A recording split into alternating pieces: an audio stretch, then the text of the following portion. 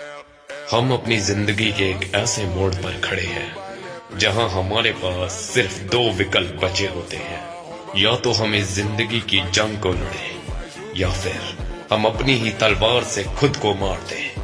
यह वही क्षण है जब डर और साहस की जंग हमारे अंदर चल रही होती है, और अगर तुम इस जंग में हार मान लेते हो तो तुम सिर्फ एक डरपोक की तरह अपनी मौत को स्वीकार कर रहे हो। और याद रखना, इस दुनिया में हार मान लेने का मतलब होता है खुद के हाथों से खुद को ही अधमरा कर देना और अपनी ही आत्मा को जंजीरों के बंधन में बांध देना। और ये हरकत कायरता की निशानी होती है।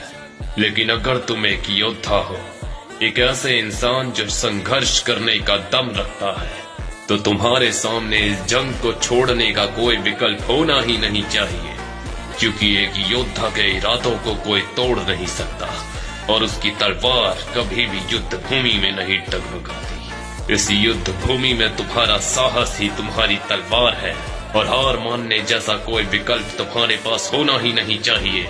उठो, लड़ो और संघर्ष करो मेरे दोस्त, क्योंकि यही लड़ाई तुम्हारी जिंदगी को एक नई दिशा देगी।